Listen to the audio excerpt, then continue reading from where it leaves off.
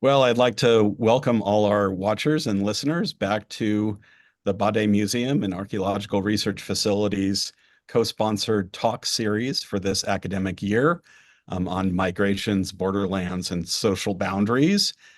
Um, First, I'd like to introduce the Bade Museum's curator, Brooke Norton, who will read our land acknowledgement and theme statement. We would like to begin by acknowledging that Berkeley, California is on the territory of the Huchiun, the ancestral and unceded land of the Chochenyo Ohlone. We respect the land and the people who have stewarded it throughout many generations, and we honor their elders and ancestors. We are living in a moment that warrants deep reflection on our past and present. As a museum dedicated to advancing knowledge of the archaeology and history of the ancient Levant, the Bade Museum welcomes scholarly discussions across boundaries of nationality, religion, gender, and other aspects of identity. We particularly welcome scholars who are engaging with risky topics in today's fraught political landscape and whose scholarship bridges past and present through the study of issues like migration, borderlands, and social boundaries. Thank you for joining us. And thank you, Brooke. And now it's my distinct pleasure to introduce our speaker for today.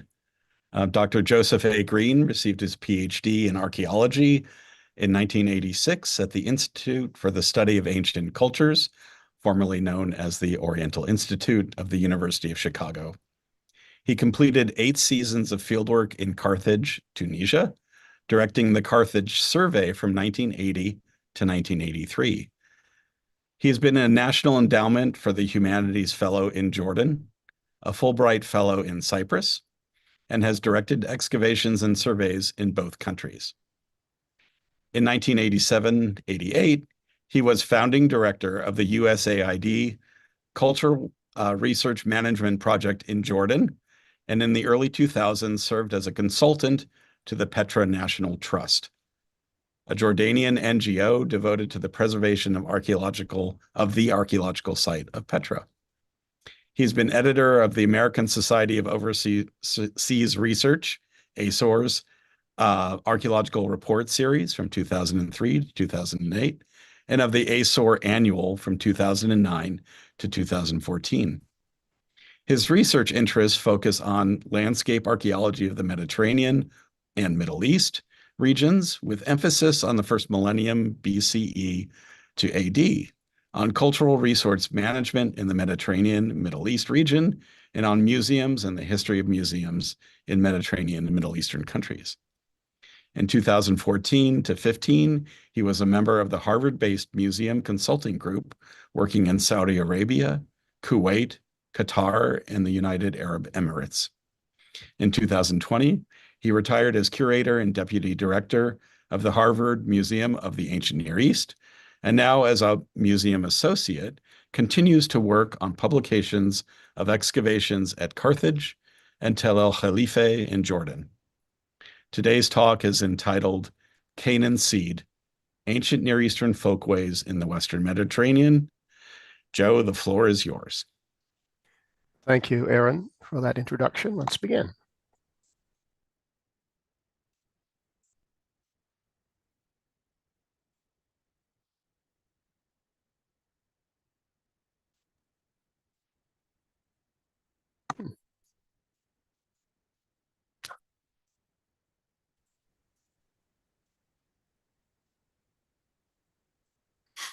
Perfect. We can see your presentation, Joe. Great. All right.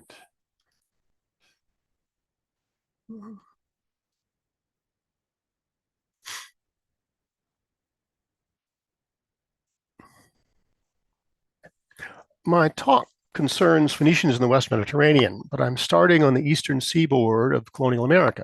Bear with me while I explain. I've taken my title, not verbatim, but nearly enough, from a work by contemporary American historian David Hackett Fisher, Albion Seed, 4 British Folkways in America. Now, Fisher's title needs some explanation.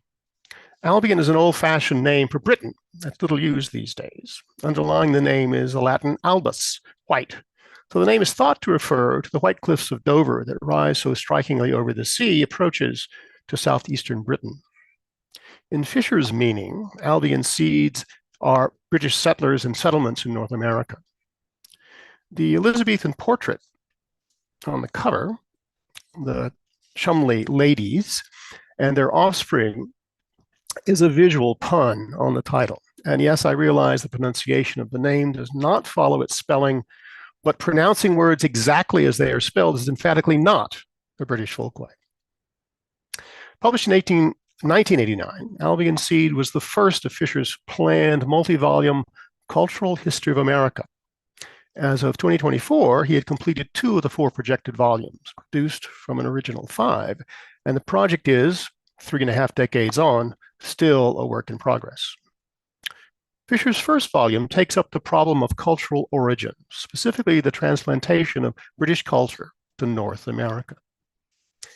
In his introduction, Fisher sets up, mainly in order to criticize, what he describes as 3 earlier leading theories of American cultural history.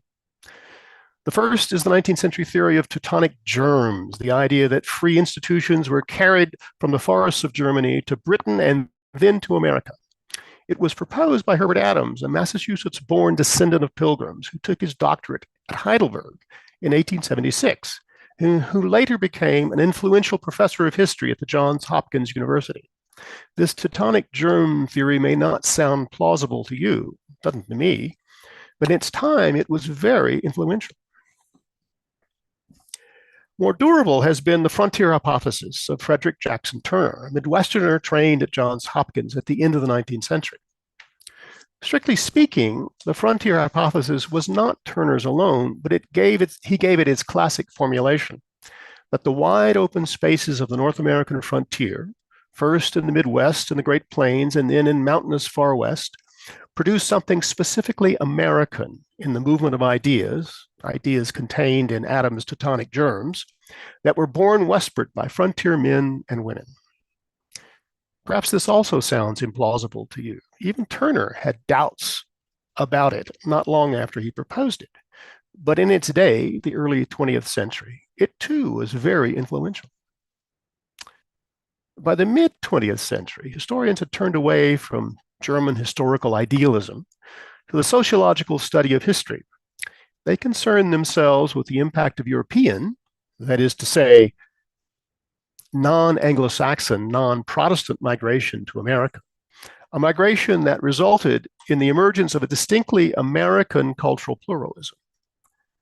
This approach is typified in the works of Arthur Schlesinger Jr., Oscar Handlin, and Bernard Bailyn. You may recognize some of the titles, even if you haven't read the books. These are just a few of the more important ones. And as you can see, especially in Bailyn, the seeds, if you will, of Fisher's ideas.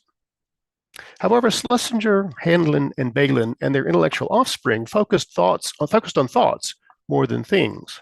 Material culture was always an afterthought, if it was thought about at all. For archaeologists, this just won't do.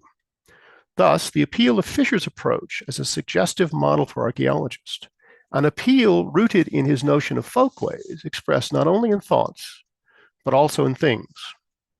Here's Fisher's list. It's a long one, 24 folkways in all, and even though the explication of each is concise to the point of being telegraphic, this is a lot of information to cram onto one PowerPoint slide in very small font. In Fisher's printed book, it's compressed even more, only half a page in still smaller font. You can't make out the table, please don't worry. I'll come back shortly with a more legible version tailored to archaeology. And to clear up any potential confusion about numbers, the 4 folkways in the subtitle are actually 4 geographic clusters of folkways. One in New England, one in Virginia, a third in the Delaware Valley, and a fourth in the Appalachian backwoods. Fisher compares and contrasts these clusters according to his 24-point catalog. The catalog covers everything from speechways to freedomways and much else in between. These are far too many for our purposes as archaeologists. Some demand quantitative data that archaeologists can never have at the level of detail required. But I think some of Fisher's folkways are amenable to archaeological investigation. For instance, work, building, food, and religion. Thus, I think the notion of folkways can be applied in other places and earlier times, ancient Carthage, for instance. By the end of my talk, we'll see if you agree. Now here's an annotated list of Fisher's table with the archaeological amenable folkways called out in red. More in a moment on Fisher's folkways and the promised edited list, but first, what exactly is a folkway? Well, you think immediately of folklore, folk remedies, folk wisdom, and folk dance, like these British Morris dancers. Folkways are, well, folksy. So how is the concept of any use to archaeologists? Well, because we all have folkways, country bumpkins and urban sophisticates, even archaeologists. For instance, one archaeological folkway is the tendency to divide things in three: early, middle, and late, Stone Age, Bronze Age, Iron Age, Antiquity, Middle Ages, Modernity. This archaeological folkway began as a way of organizing any given incoherent mass of archaeological material. Thus, we archaeologists sort material things: potsherds, chipstone, bronze weapons, gold jewelry, mud brick buildings, etc., etc., etc. And we often apply it automatically without thinking. Historians who study the past through texts rather than things have their own folkways and their own ways of writing about them. The 20th century French Annales school, an important inspiration for Fisher, speaks of mentalités, an approach to cultural history that aims to describe and understand the ways in which people in the past have thought about, interacted with, and acted upon the world around them. In short, the attitudes of ordinary people toward ordinary things of everyday life. These conceptual tools, folkways and mentalités, are ways of organizing historical and archaeological phenomena. They arise at the intersection of thoughts and things, so both have material dimensions, and thus, I think, are suited to archaeology. The interactions of thoughts and things are expressed in the material culture of everyday implements: technology, vernacular and professional architecture, cult and funerary practice, iconography, language, and script. Thus, all are susceptible to archaeological investigation and explication, though often, owing to the long passage of time and the incomplete preservation of evidence, we can never achieve perfect understanding. This is a long way from the old wrong-headed assumption that pots equal people, but it retains an element of that. Now, concerning Carthage and Canaanite folkways in North Africa, one could frame the question as an inquiry into everyday life. As a Canaanite, or Phoenician, if you will, what do you need to live in the Western Mediterranean to feel comfortable, if not altogether at home? The English Romantic painter, J.M.W. Turner, had some ideas about this, which he foisted on Dido, Virgil's legendary queen of Carthage, in his 1815 painting, Dido Building Carthage. But putting aside these fantasies, thinking instead of the tangible, that is to say, intangible, that is to say, archaeological terms, this inquiry into everyday life might be elaborated in these ways. What do you eat and drink? What sort of house do you build? How do you dress? What do you do for a livelihood? What sort of public spaces do you surround yourself with? What deities do you pray to? In short, how do you live, work, and worship? Now, before pressing forward, let's take a step back to consider who were the Phoenicians, both at home in Phoenicia and abroad in the Mediterranean. Now, working backward from west to east, Phoenicians in the West are often referred to as Punic. This is an English transliteration of the Latin poene, itself a Latin transliteration of the ancient Greek phoenix, a common noun for the color purple, but also the name applied to Semitic speakers on the Syrian coast who specialized in, among other things, the manufacture of purple dye. These were the Canaanites, whose name may come from Kanahu, the Semitic word for purple. On Carthage and the Canaanites, I'll have more to say when we finally get to St. Augustine at the 5th century AD. The modern academic distinction between Phoenician and Punic is based on chronology, geography, and language. Earlier Eastern Phoenician history and archaeology are divided from later Western Punic around 600 BC, at a time when the Neo-Babylonian siege and conquest of Tyre, 586 to 573, after which Carthage emerged as the leading Phoenician city in the West. For modern scholars, then, the Mediterranean is separated into a Phoenician East and a Punic West. In language, older Phoenician grammatical forms and scripts are differentiated from more evolved Punic ones. The distinction is not rigid, however, and artifacts, monuments, and settlements in the Western Mediterranean are sometimes described ambiguously as Phoenician Punic, classificatory obfuscation. Carthage, in Latin, Carthago, transliterates the Phoenician words Kart Hadasht, new town, an appropriate name for a colonial foundation. In the Achaemenid Persian and Hellenistic periods, roughly 525 to 325 BC, Carthage emerged as a military and economic rival to Rome, ultimately contesting control of the Western Mediterranean with Rome in a series of 3 so-called Punic Wars from the mid-3rd to the mid-2nd century BC. In the end, Carthage lost to Rome, and although Rome's victory ended the political and economic existence of Carthage, it did not extinguish Canaanite folkways in North America. These were more enduring. Now here we can turn to Fisher's list of folkways, edited for archaeological purposes. Let's test their utility. I'll start at the bottom of the list, near the bottom, with workways, broadly speaking, agriculture, technology, trade, and the things that result from them, crops, manufactured goods, and because our imported wares, and because our time is limited, I'll focus on one class of manufactured good, pottery, and one pottery form in particular, the twin-spouted lamp. And affinity for pottery, you know, is another archaeological folkway. In the late 1960s, the archaeologist J.B. Pritchard drew attention to the early Phoenician associations of this form in the Western Mediterranean. He found it more widespread and longer lived than even the typical red slip and burnish of early Phoenician ceramics.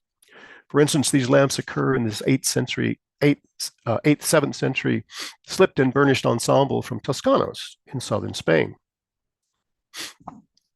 Pritchard drew his observations about twin-spouted lamps from his 1969 to 1974 excavations at Sarafand, ancient Sarepta, on the Lebanese coast south of Sidon.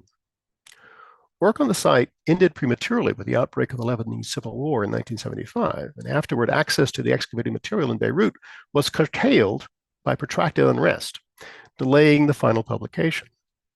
Moreover, owing to deficiencies in field recording, the dating of the examples of twin-spouted lamps from the site, it was no more precise than 8th to 4th century BC.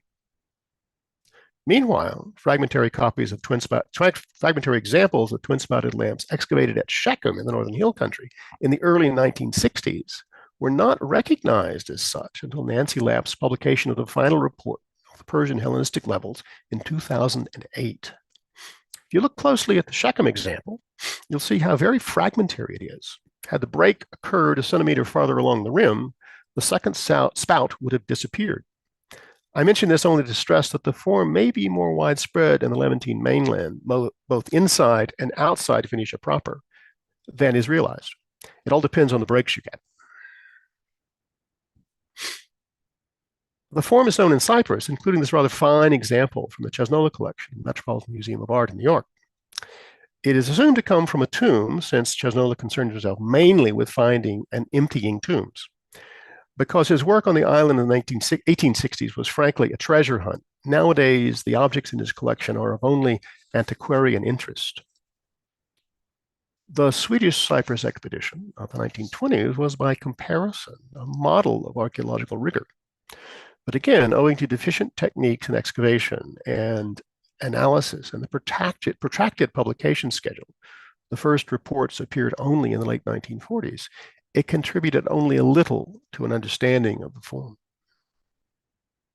Later on, in Phoenician Spain and Sardinia, improved field techniques, closer datings, refined knowledge of the chronology of the form's chronology and typology. At Carthage, twin-spouted lamps are ubiquitous and range in date from the founding of the city until its final destruction in 146 BC. But the dating of this rich corpus has been hampered by outmoded field techniques and belated publication. Céramique Punique, the classic corpus of West Phoenician pottery by that doyen of Punic archaeology, P.S. Intas, appeared in 1950 and has not yet been replaced. I can point to only a single example of a twin-spouted lamp found in situ at Carthage. It is this one, used as a lid for a tophet jar, and it is well dated by its context to the 4th century BC. However, this raises more questions than it answers. Its purpose is ritual, not utilitarian. I doubt if it was ever lit with a lamp, as a lamp. And the use of a lamp for the lid of a tophet jar is, so far as we know, unique at Carthage. If you look closely, you'll be able to see that the clay of the jar and the clay of the lamp lid are similar. I can report from my own inspection of the pieces that the wares are identical. It suggests that the jar and the lamp lid were made as a set, but that's all that can be said. Now, to sum up, twin-spouted lamps date between the 8th and the 2nd century BC, spread from the Levant to Spain. Their cultural association is mostly Phoenician, but perhaps not exclusively so. And the reason for their existence? Well, at a practical level, they're simply a higher wattage lamp. 2 wicks are brighter than 1. Given the form's long lifespan, 6.5 centuries, and the broad geographic range from the Levant to Spain, it seems that no Phoenician ever left home without one, or felt at home without one close by. Another of Pritchard's insights into Phoenician folkways was his observation about the construction technique known as pillar-rubble, also called pier-rubble. The Romans dubbed it opus Africanum, African work, because after conquering Carthage in 146 BC, they saw it everywhere they looked in their new North African possessions. They even adopted it as their own, for instance, using it in this mid-2nd century AD Capitolum at Duga, ancient Thuga, an inland city about 100 kilometers, 60 miles, southwest of Carthage. Here, the pillars are large, upright, rectangular blocks, and the rubble, infill so-called, consists of panels of smaller, squared, and coursed blocks, a monumental look befitting an official Roman building. So here then possibly is another Canaanite folkway of building. The pillar-rubble walls that caught Pritchard's eye at Sarepta were more modest and considerably older. Here, the upright pillar blocks are smaller and ill-assorted in size, and the rubble infilling is properly rubble, small, irregular stones roughly cut and coursed. Pritchard was struck, however, by the similarities between the pillar-rubble walls of Sarepta and those in the 8th to 4th century BC Phoenician settlement on the island of Mocha, just off western Sicily.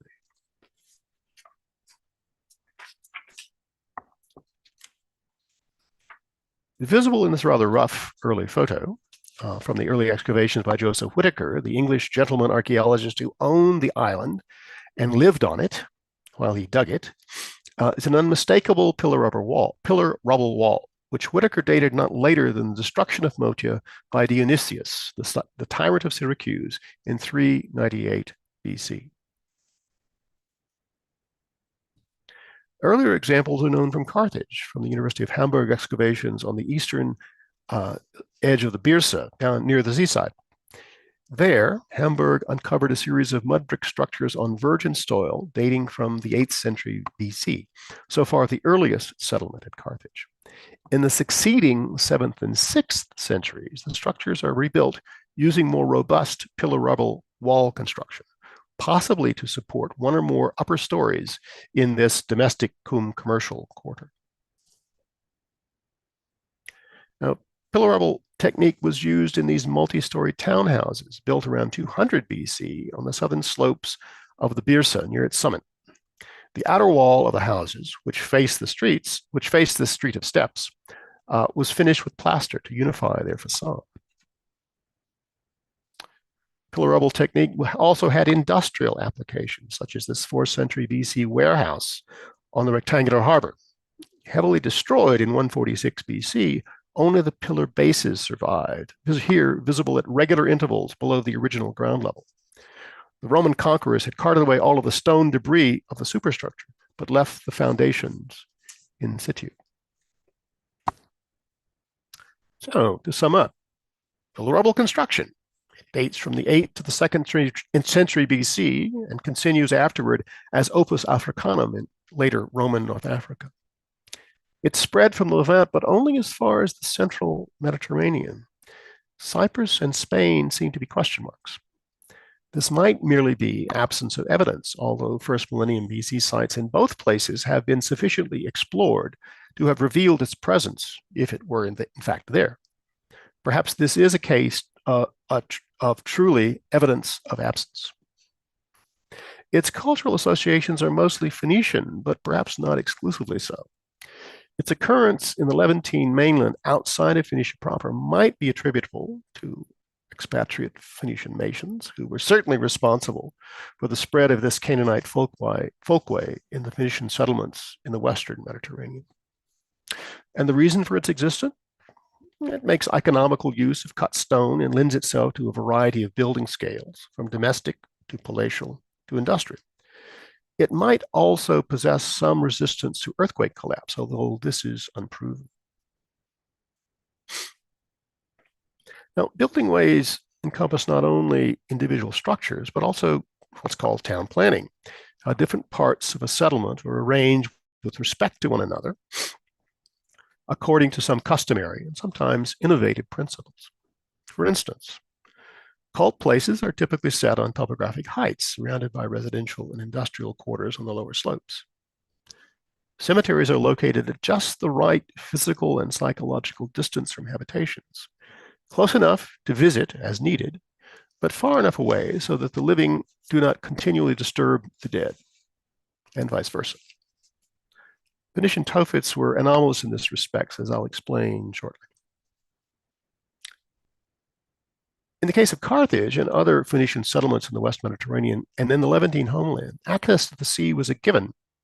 This might take the form of naturally sheltered lagoons or riverine estuaries, or built harbor works.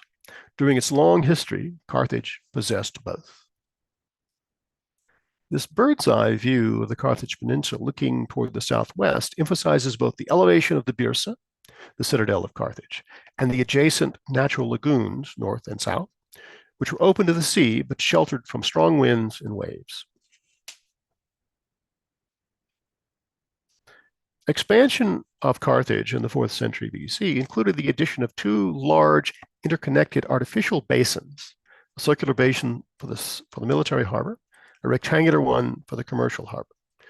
Polybius, a Greek historian who accompanied the Roman army besieging the city at the end of the Third Punic War, wrote an eyewitness account of the harbors, later quoted in Appian's Roman history.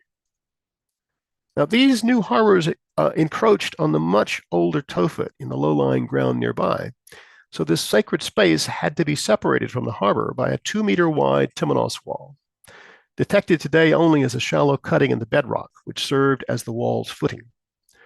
You can hear the complaints of the pious at this affront to Baal. Lining the rectangular basin was a wall of large sandstone blocks, subsequently reused by for the Roman and Byzantine harbors of Carthage. On the landward side were large warehouses built, as already mentioned, using typical Phoenician pillar-rubble technique. Now, high above the harbors rose the citadel of Carthage, the Byrsa, the site of the original settlement. But whatever structures stood on its summit in the era that the harbors were built and before, were utterly destroyed in 146. The Roman engineers pushed the resulting debris down the southern slope, engulfing those 2nd century BC townhouses below, ironically preserving their remains for French archaeologists to uncover 2,000 years later. So this is Phoenician Carthage in the final era of its existence. The grid plan did not originate as a Canaanite folkway, rather it was a later innovation, widely used in the Hellenistic and later periods across the Mediterranean. The design is attributed to a 5th century Greek, Hippodamus of Miletus in Asia Minor. The new harbors, because of their size and seaside location, lay outside the grid. The grid's regularity made the urban landscape more legible, but it was forced to accommodate earlier, irregular features of the city, the citadel of the Byrsa, the cemeteries to the northeast, and most importantly, the tophet.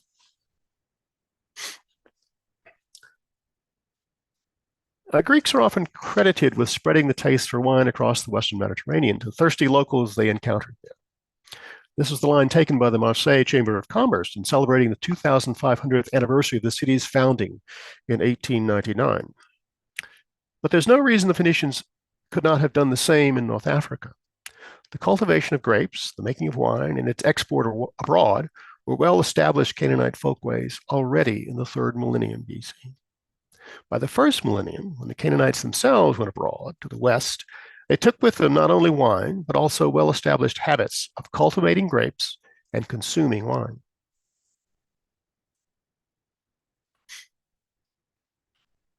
This deep-water wreck, one of 2 investigated in 1999, was apparently a Phoenician merchant ship sailing west from its home port when it sank around 750.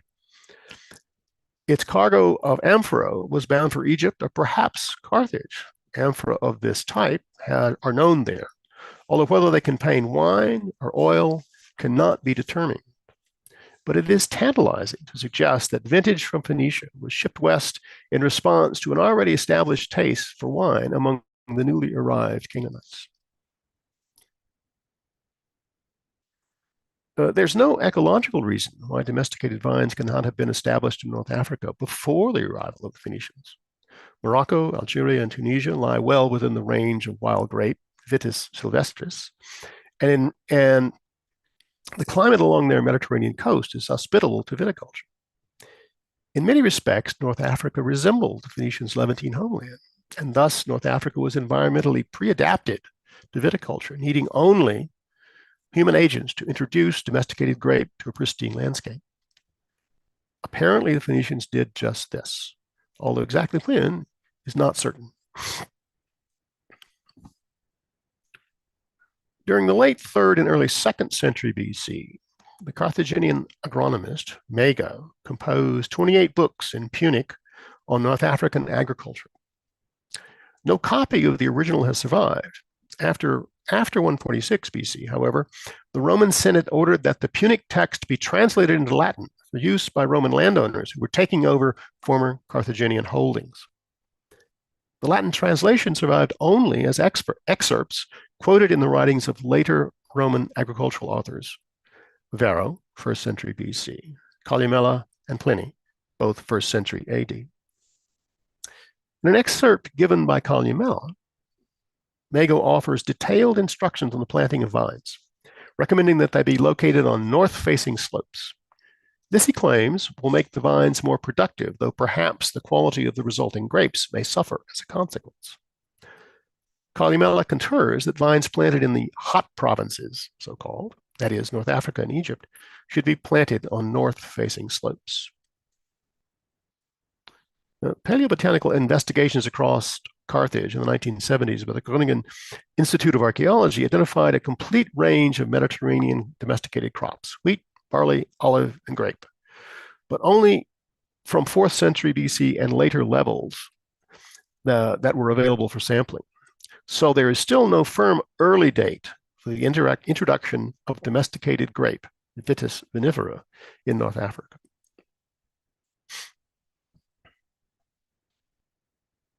Finally, perhaps the most difficult folkway to untangle: religion. Now, biblical prophets, followed by the classical authors, charge the Phoenicians with child sacrifice. Passages in the Hebrew Bible associate the rite with high places of tophet. Now, the word tophet occurs only in the Hebrew Bible, where it means something like the roaster.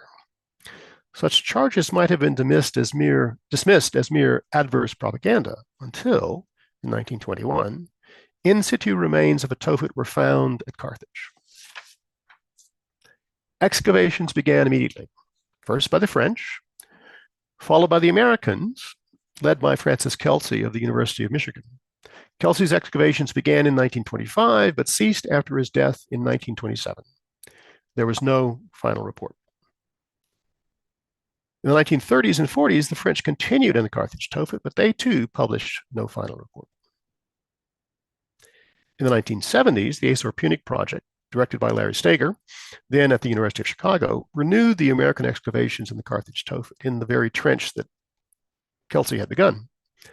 This was my introduction to Phoenician archaeology. The Punic project concluded in 1979, and the final report is still in preparation. Now, in contemporary Phoenician studies, the word tophet has been applied to any open-air precinct at a Phoenician site in which are buried pottery jars filled with the burnt remains of human infants or young sheep or goat. The buried jars are surmounted by stone markers decorated with icons of Baal and his consort Tinit or Tanit, and sometimes with inscriptions invoking these Phoenician deities. In the years since the discovery of the tophet at Carthage, other tophets have come to light in Phoenician sites in the central Mediterranean, leading some to speak of a circle of the tophet in that region.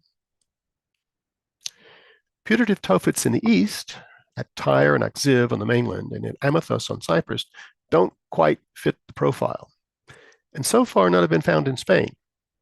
Of the eponymous tophet in Jerusalem, no trace has ever been found. Lacking as we do a Phoenician Bible, we have no insight into the mental processes or moral justifications that surely must have existed for this practice to have been so widespread and so long-lived.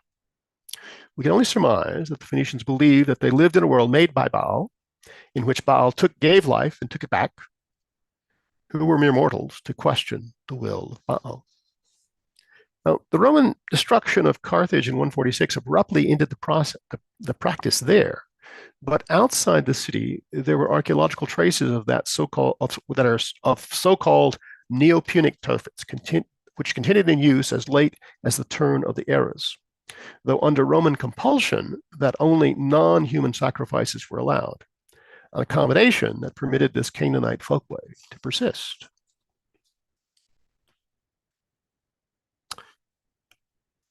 So these are some of the Canaanite folkways transmitted by Canaanites, or Phoenicians if you prefer,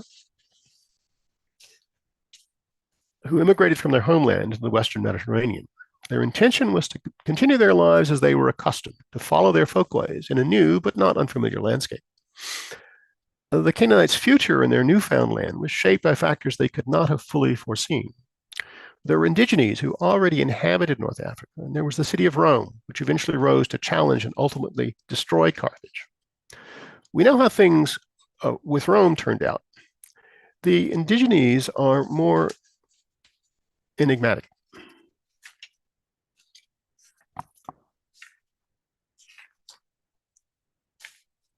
The Phoenicians who discovered North Africa discovered that it was already inhabited. The foundation legends of Carthage, transmitted through classical sources, mention locals who contested the newcomers' intention to settle their land. Beyond the bare fact of their existence, however, little is known of this era.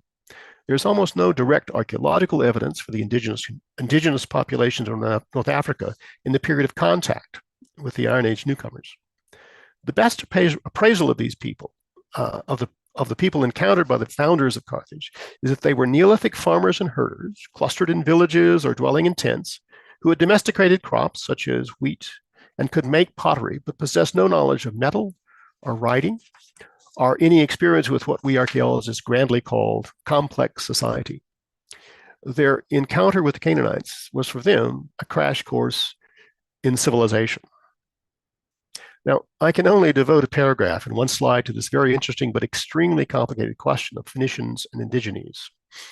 In Albion Seed, Fisher gives America's own indigenes, the Indians, a couple of pages at the end of the book, promising to return to them, time permitting, although he still has 2 more volumes to complete.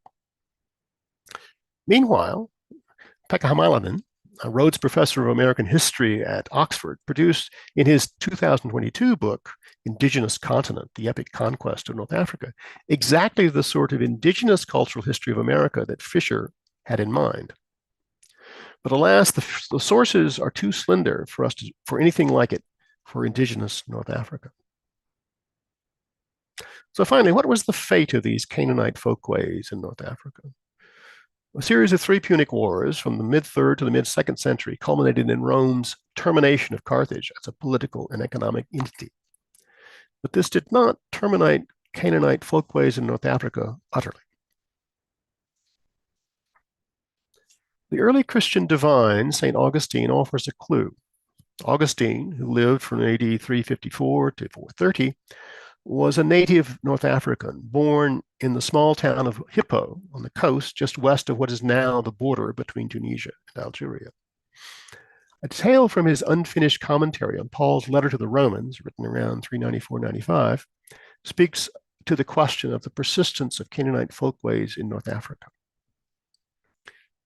He remarks that the people in the countryside, in Latin, the rustici, the rustics, still refer to themselves in their own language as Canaani. Their own language was possibly a late form of Phoenicians. Philologists might call it late Neo-Punic. And what they called themselves in this language was Canaanite. Now, the reading is disputed, but not in my opinion, disproven. If correct, it suggests that the Phoenicians who settled North Africa around 750 BC never ceased to be Canaanites and never completely lost the folkways they brought with them from Canaan over a millennium before.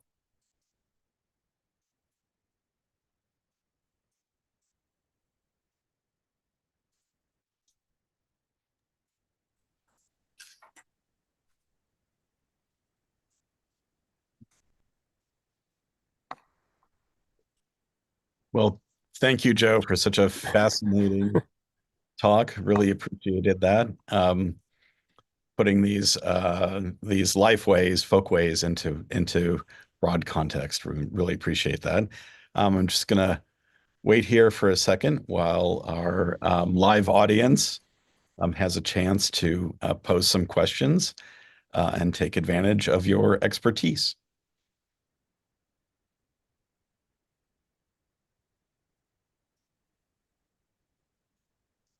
Well, while you're waiting, actually, I'm wondering if I could pose a question, which is, Of course. and of course, in this limited time, you didn't have a chance to speak about everything, but I'm kind of curious about the olive.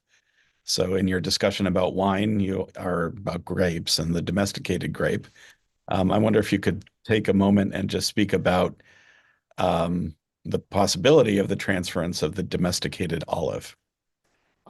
I certainly think it's likely. There's no indication that there were wild stocks, as there were wild ranges of Vitis sylvestris, and it's entirely likely that it was transplanted from the Levantine homeland to North Africa. But both of these crops require a rather long time once they're planted to produce a viable crop. And so it would have the community living in and around Carthage, if they wanted wine and oil, would certainly have to continue to import it for some time. Mm-hmm. The North Africa was certainly a robust producer of oil in the Roman period, and it's not clear how much of that was probably of at least late Phoenician or Punic origin. Interesting. And also from Denise's talk, Dr. Demetriou's talk last week, it seemed quite apparent too that the connections between the homeland and the daughter cities continued over generations. So it's not like there was sort of one wave of, I mean, obviously there's the first wave that establishes these colonies, but then at least in certain locations there was a continuity or second and third and that sort of thing waves, which implies also that not only did they maintain elements of their identity associated with the homeland, but they also maintained physical and kinship connections as well. I think it's without doubt. We just don't have enough evidence from those early levels to say much in detail. But if you think of other parallel homeland colonial foundation situations, I mean, the contacts between Britain and colonial America continued for centuries before the colonials finally broke away. And there is still plenty of connection between the two. That's a modern phenomenon, but the common language, I think, promotes that. And this was certainly true in the language the Canaanites spoke, Phoenician. I mean, we speak of Punic, but really it's all one Semitic language of with a moving chronology. Hmm. And that's what makes this quote from St. Augustine, as tenuous as it is only one attestation, so intriguing. Sure.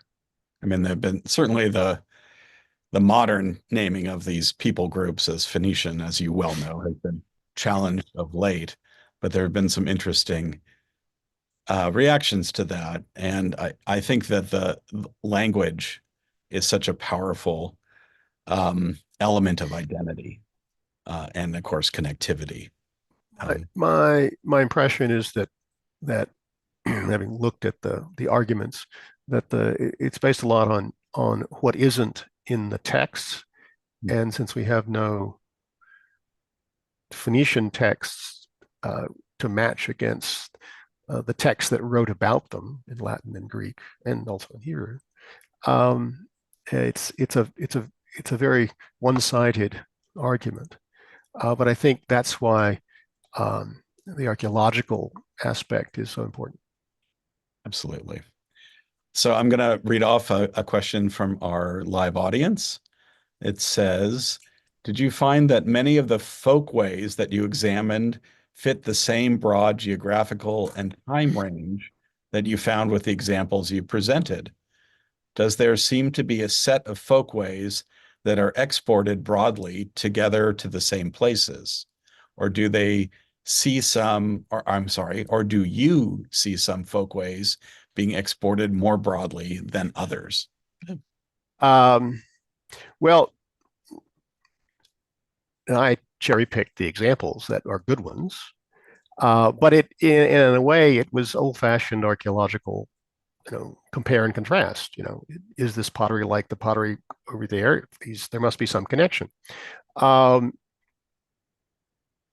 think as an ensemble, the things that I drew on could certainly be enlarged. And one really must credit James Pritchard for calling attention to two of these aspects very early on. Mm-hmm. He was in that respect really ahead of his time, and partly this difficulty arises from what our colleague Brian Garnans calls the disciplinary split. This split between Phoenicians in the East that are studied by people that specialize in Near Eastern archaeology, and the Phoenicians in the West who have up till now been studied by classical archaeologists. And both groups lack sufficient knowledge of the other and its particulars to make a convincing synthesis. That's changing, but I've seen the change occur in my academic lifetime. Sure. 50 years ago at Carthage, it was a complete new world. But it did. I think it is greatly changed now. So I expect that we will see more of these sorts of parallels, but it does have to be thought about, I think, in more than just strictly material terms. Think about the notion that people moving from the East to the West, they didn't change their minds. They wanted to change the place they lived. They wanted to live in a way that they were accustomed to. And this is Fisher's point about British folkways. People came to the Americas intending to continue to live in the ways they lived at home. And they did change because in some ways they changed deliberately. In other ways, they changed without realizing it. Yes, absolutely. It speaks to the power of change, over generations, right? And so with these diaspora communities, even subconsciously, there can be these kinds of generational changes influenced by indigenous folkways with whom they might be marrying, with whom they're definitely interacting, et cetera, et cetera. Such a fascinating set of evidence and such a fascinating way to interpret it. Go ahead. No, well, I was just going to do a follow-up question, but yeah. Well, I will just add that we have a much better sense of the interaction between Phoenician and Greek incomers in other parts of the Mediterranean, in Sicily, in Sardinia, in France, and in Spain. There, the archaeology of the contact period is much better developed. In Tunisia, it's just developing, and there are glimmers of information, such as we now have some sense of the kinds of handmade pottery that pertain to the indigenous inhabitants, and we find it in levels in which we find early Phoenician pottery.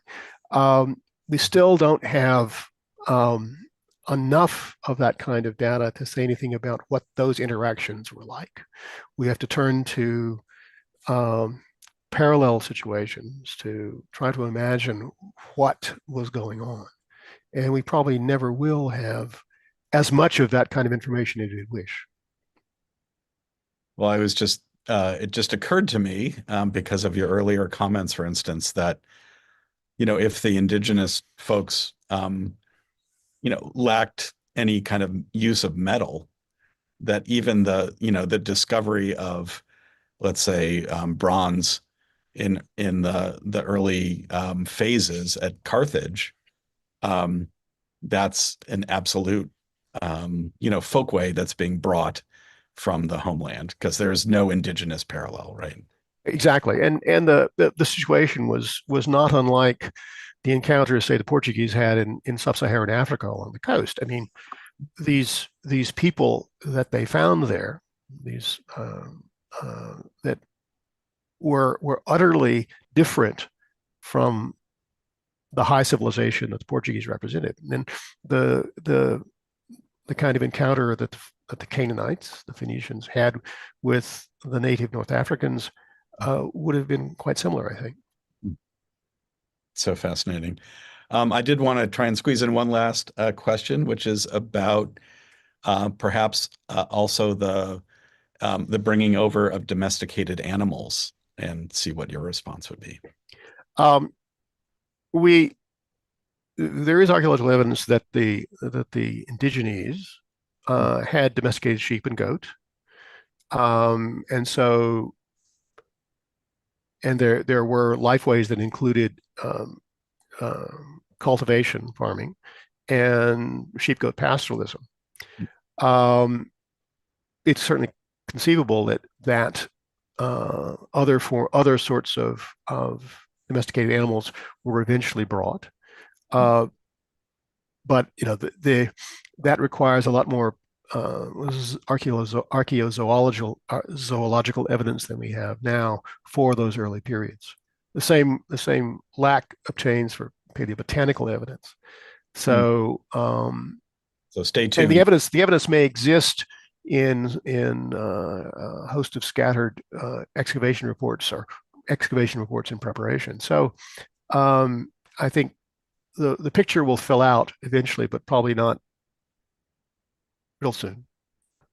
Yeah, and my understanding is at this stage, so even if you're finding sheep and goat in Phoenician contexts, one can conduct DNA analysis on the animal remains and see how they compare with the DNA from indigenous contemporary animals.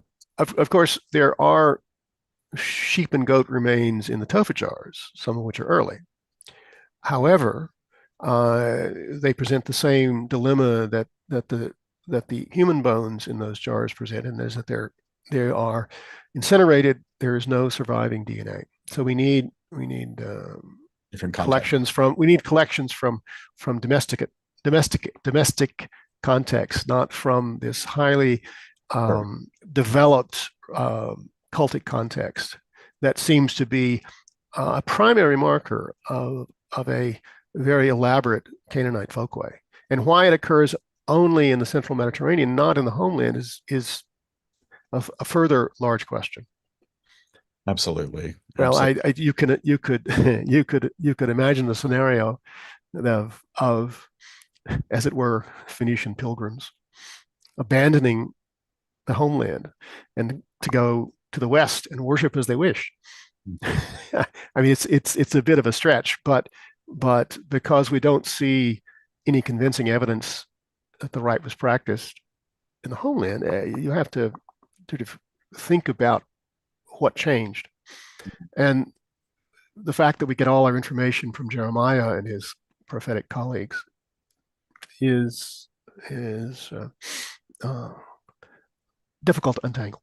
Sure. Know your sources. And one, I just to finish a thought was about, the possibility of cattle, or eventually even of domesticated fowl or chickens coming into Carthage. But I can leave that off. Well, that's subject for another discussion, another lecture.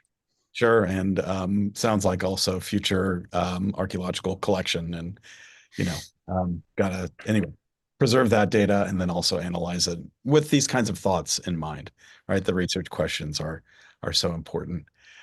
Well, I think that wraps up certainly our questions from the audience. So I'd just like to take the moment and thank Dr. Joseph A. Greene for a wonderful presentation, very thought-provoking, and really combining all of those expertises that I intimated from the brief introduction that I was able to give. And I am happy to say that we have another talk coming up in November. That's on the 14th. So we're sticking to Thursdays. It will be presented at 9:30 a.m. California time, if you can join us live, when Dr. Ann Killebrew of Penn State University will be delivering a talk entitled Early Israel and the Philistines, the Materiality of Migrants, Refugees, and Colonizers at the End of the Bronze Age. So stay tuned. Please join us, and also look for earlier talks on both the Bade Museums and the Archaeological Research Facility at UC Berkeley's